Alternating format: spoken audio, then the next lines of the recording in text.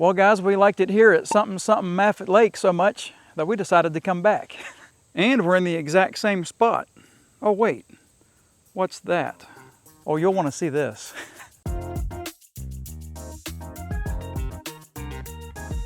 The table still ain't level. Whoops. Butterfingers. Well guys, a couple of weeks ago we were contacted by a company called Snaptain, and they brought this drone to the table. This is called the P40, the P40 Lite, and this is the combo pack. My initial thought was, who is Snaptain and why have I never heard of them? And then magically, like a day or so after I got that email, I was kind of mulling it over what I was going to do. I watched a video from Idaho Quadcopter, and yes, I mentioned Idaho Quadcopter last week. Well, he had nothing but good things to say about this drone, so I thought to myself, you know, if it's good enough for Marcus, it's definitely good enough for Worth It Roberts. Well, just to let you guys know, I'm going to be making a couple of different videos on this drone. The first one here is going to be sort of this unboxing thing and presentation so you guys can see what it is. I'm going to do a couple of things. I want to show you a special feature that this drone has that I've not seen in any other drone except for one. I don't know if you guys can figure that out from that little hint, but you'll find out later on in the video what that little special feature is. But then the second video is going to contain our normal stuff like our distance test, our signal test, and all that stuff. Now, I do want to get the drone out of the box and I want to show you what it comes with, but I also want to show you some of the footage that it can produce, because this drone, from what I see, has a lot of promise. This could be the mini drone killer that we've been searching for. Do I say that too much?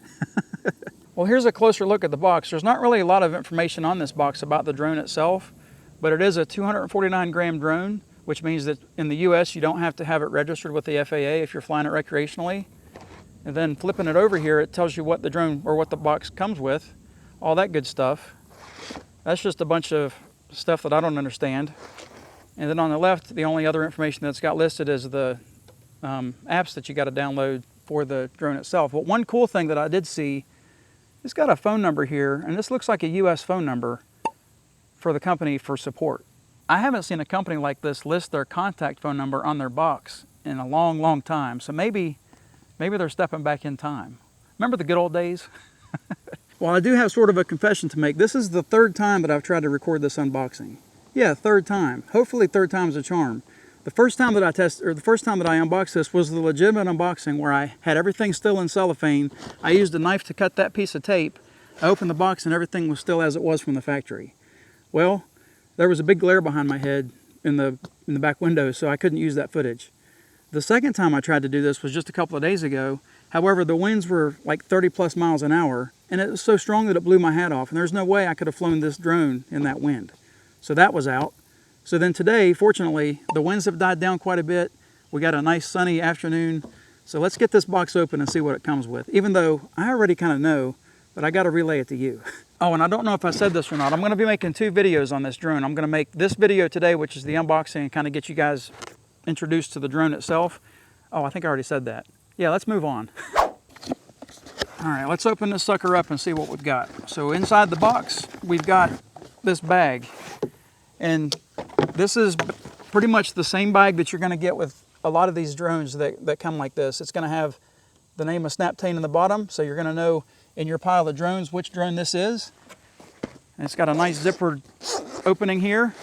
Oh, I'm not going to show you yet, but it's also got a zippered pouch up here where you can store some goodies if you want. Mostly probably paperwork or things like that, because it's a pretty thin area there. But opening up the bag, this is what you get. All right, unboxing's done. I'm just kidding. So the first thing I want to pull out of here is the controller. And this is a general controller, I guess, that a lot of different companies use. It's not necessarily the same as a lot of companies. It's got its own name brand and everything. But I've seen controllers like this with other drones where you open up these arms where you can hold onto the controller, and then your phone goes down here and connects with one of, I think they offer 3 cables in this pack. They offer the Lightning, which I'm going to use an iPhone, so I use that. Then they've got a USB-C cable, and I think they've also got a micro USB cable, which is sort of old school, which might explain why they have a phone number on their box.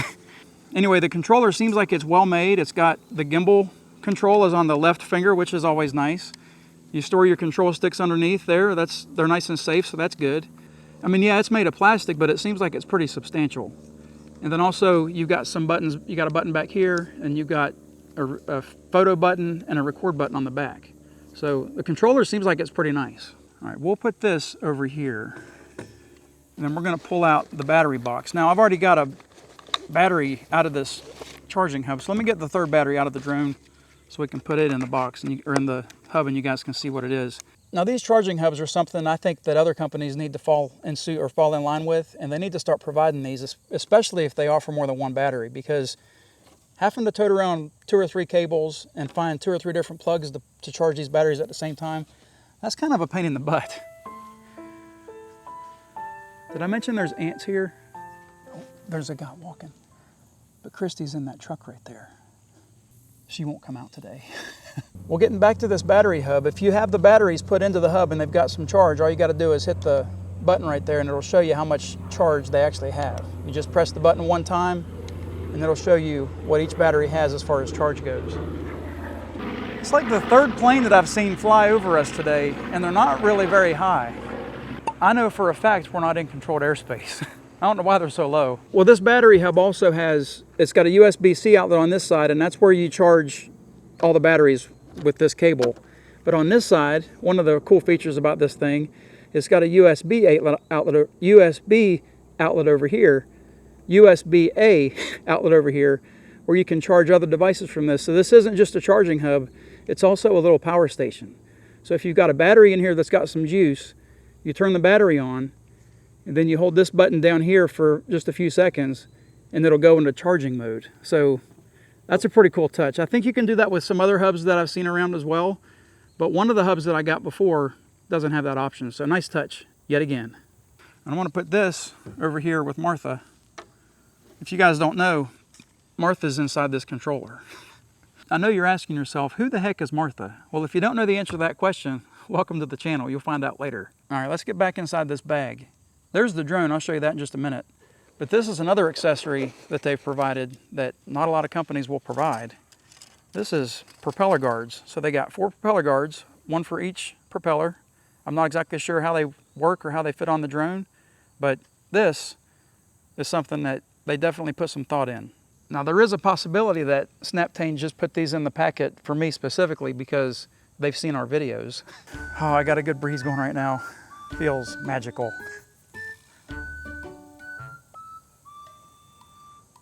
All right, I'm gonna take these and put these beside Martha, and I'm gonna pull out the drone. Take a look at that. Oh, I gotta get the cover off, don't I? Let me get the gimbal cover off. This one's not as easy to get off as a lot of the other ones. I'm afraid I'm gonna break it every time I take it off of there. Come on.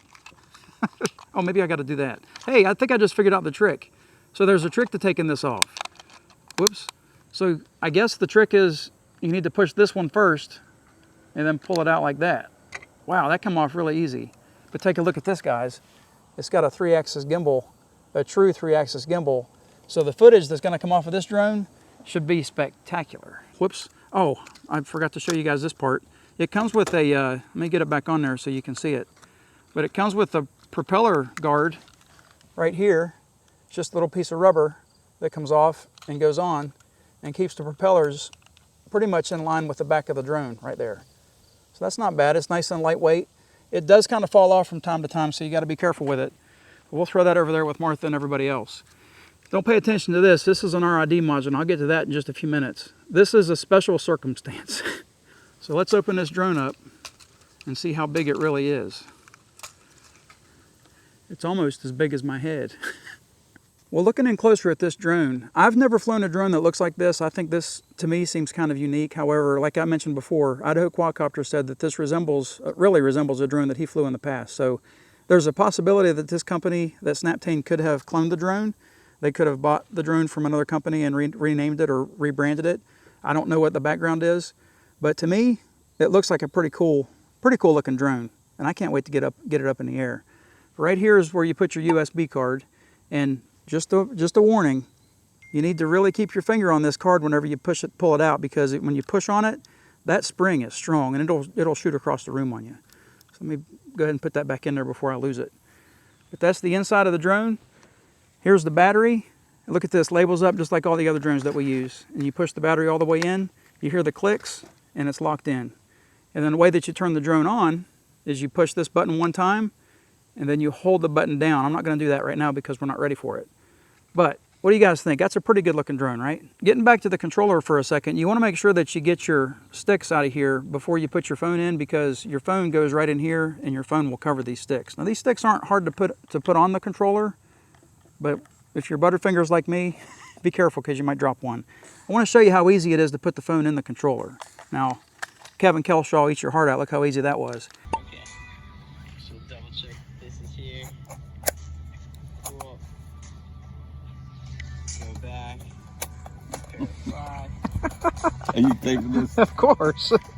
Calibrate. Cool, that just calibrated the Hey, you got your phone in there. And look how sturdy it is. It's not going to fall out of there. It's really a strong setup. One other cool thing is I don't have to take the phone out of the case like I do on a lot of these drones, because this little thing here is a lot longer, or a little bit longer than most. So it reaches all the way through the case and into the phone for a secure connection. You guys had enough of the unboxing stuff? Yeah, so have I. Let's get this drone turned on and see what it's got as far as the Fly app. Sorry about that, I had to get my landing pads. Let me show you guys a little bit closer of a look to this controller here. Right here, there's no wire. Right there, there is a wire. I don't know if you guys can see that in the GoPro or not, but this antenna is worthless. But I'm gonna leave it up because I like uniformity. So the process that they want you to go is they want you to turn on the drone. So you press the button and you hold it down, and that'll power the drone up. And it's gonna eventually move its gimbal like all the other drones do. And then you turn on the controller the same way. You hit it once, and then you hit it again. Let me try it again. You hit it once, you hit it again, and that'll start the controller up. And then this has to connect with the drone before you start the Fly app. It's called the Snaptain Go app. So before you start the app up, let's allow the controller and the drone to match up, or to, I guess to, what do you call that? To pair. When this light turns green, that's when they're paired. Oh, it's red. Oh, now it's green. So that light right there means that it's paired with the drone. That wasn't too difficult, was it? Now that the drone and the controller are paired, I can start the Snaptain Go app. So let me hit start, and that's what the screen looks like. And we've got a feed. What's going on there with the camera? That was weird. Not sure what happened there. Hopefully it doesn't continue to do that, because that wasn't good. Anyway, let me pull the gimbal up and show you guys this. This is one of the first things I noticed about this, is the gimbal can go up 30 degrees. How about that? Now it says that we're not in any type of GPS mode right now. We've only got 6 satellites, so we're not ready to fly yet. I don't know what that was all about. Why is the gimbal acting like that? Did you hear that wheel move? Or the gimbal move? That was kind of strange. I heard like a motor running and it wasn't engaging. Let me turn the drone this way so you guys can see the lake.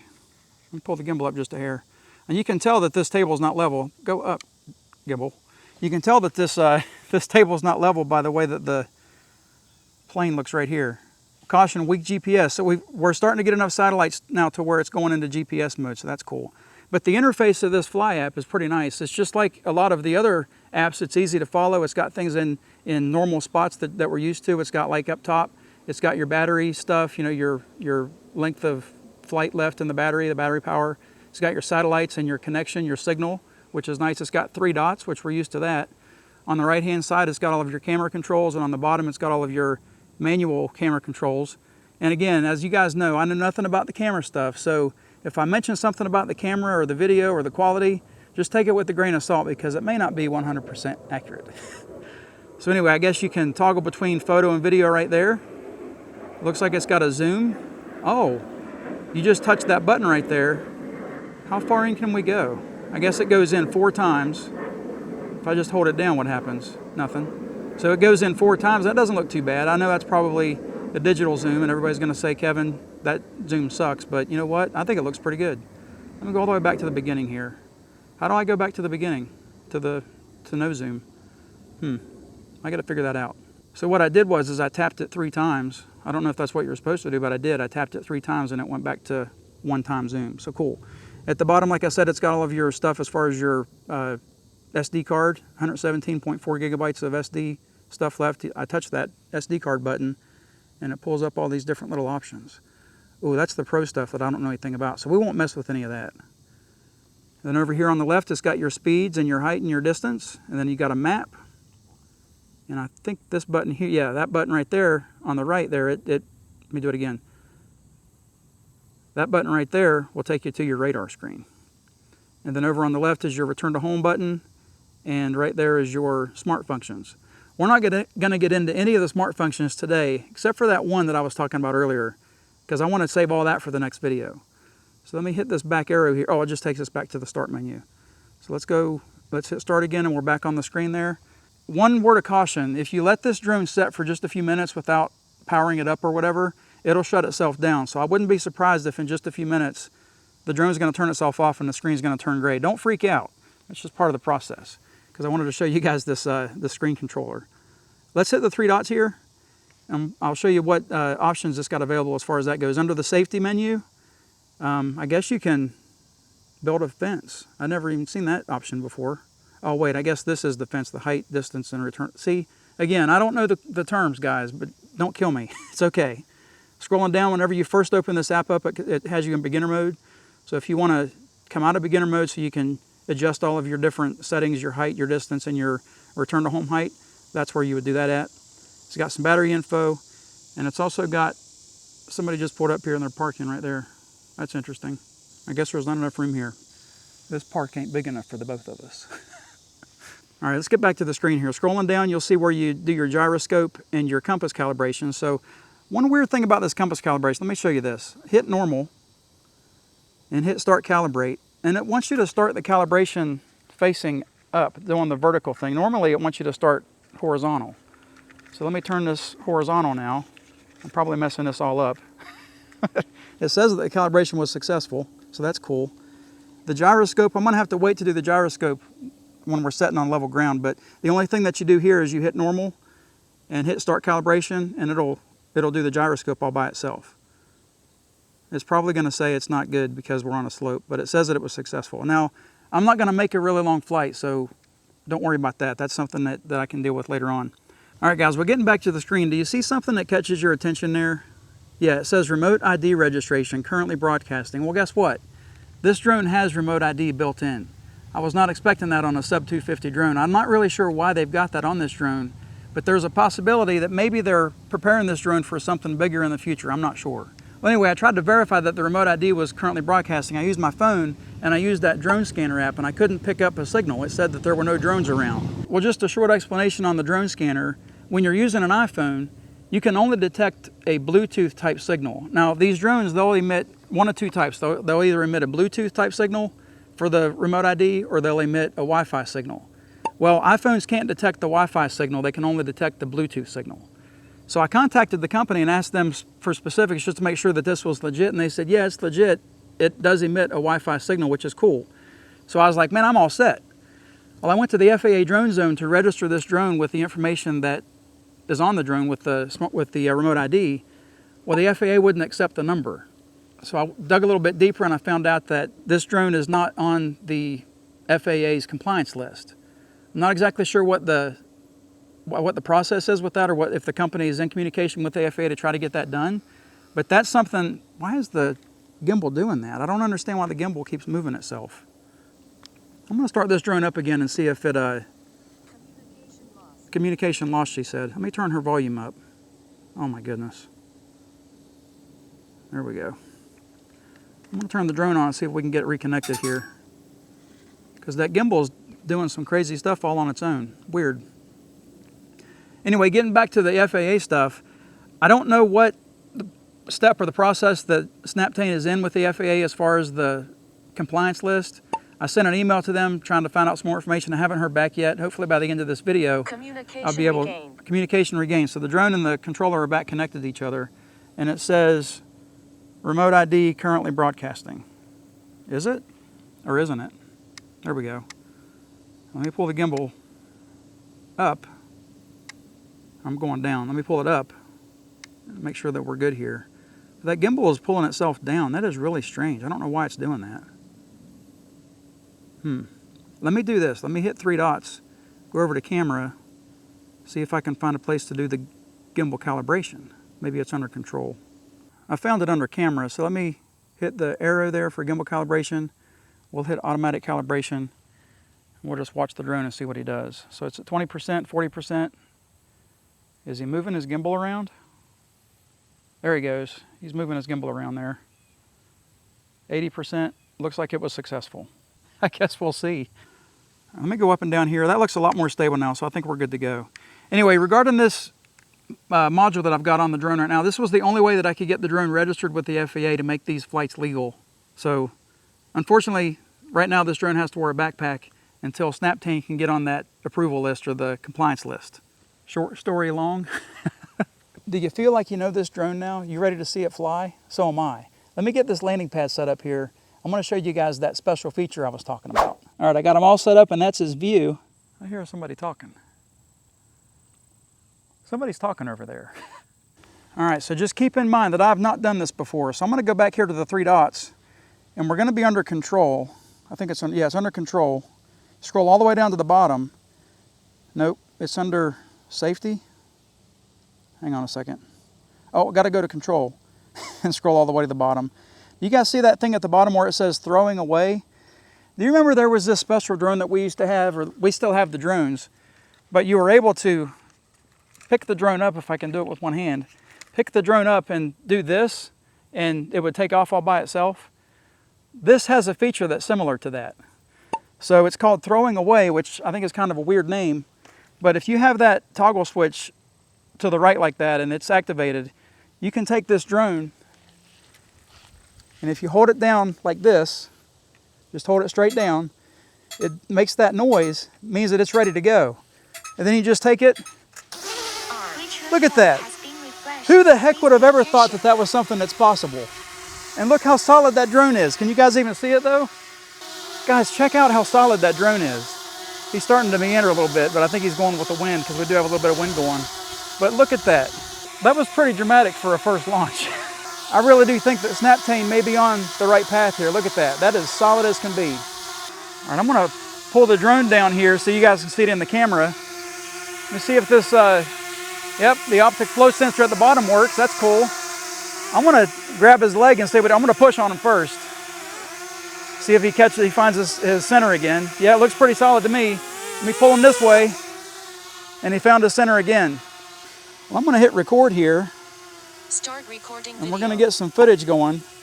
I just want to kind of turn to the camera here so you guys can see this drone, what it looks like from the front. But look at that. Look how smooth that is. He's doing what he's told. The inputs of the sticks. Here, let me back up just a little bit so you guys can see the inputs of the sticks. Let me go up and down, going to the right and to the left.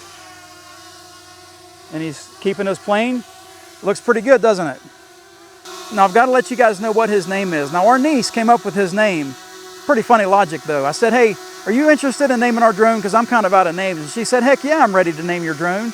She said, I want to call it Sylvester. And I was like, Sylvester, like Sylvester and Tweety? She said, no, Sylvester Stallone. I was thinking to myself, what in the world does Sylvester Stallone have to do with drones? And she was like, Uncle Kevin, Sly in the Sky. Perfect logic. Let me get him turned around here to the right. You guys can see what the water looks like. I'm just going to go out for a short flight here. We're just going to do a quick demo and show you how good this footage is on the SD card. So I'm not going to show you the fly app yet. Oh, I guess we could kind of float back and forth. But this is what footage this drone can get. And I'm telling you what, the sticks seem really, really good. Look how smooth that is. That turns really, really smooth. Not bad at all. Let me raise them up in the air. There's not a lot of wind out there. It looks to me like did the feed freeze? I can't really see my screen too well. I'm not sure how good the feed is doing, but it looks like the screen might have froze. Raise up a little bit more here. No, it looks like I can't tell. My phone dimmed, so unfortunately I can't see the screen. So let me just fly around here a little bit, and we'll shoot over here to the kayakers, see if you guys can even see the kayakers. And then we'll get this drone back. And the next video that I've got scheduled, or the next video idea that I've got scheduled for this drone, I think you guys are going to like it. So let me get Sylvester back to the landing pad here, and then we'll have a little bit of a conclusion. and we're gonna pack up and go home. Well, to Christy's mom's house.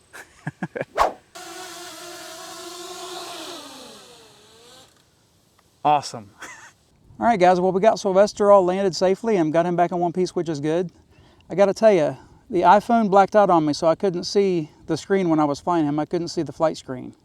What kind of a dirty trick is that, Apple? Now, that's not a fault of the drone, that's a fault of iPhone. We've been having that problem for a lot of years. I wish they would really address that problem. But anyway, getting back to the true star of the show, getting back to Sylvester here, I think Snaptain might have something that's promising right here. Well, I want to thank Snaptain for sending us this P40 Lite drone that we've so lovingly nicknamed Sylvester.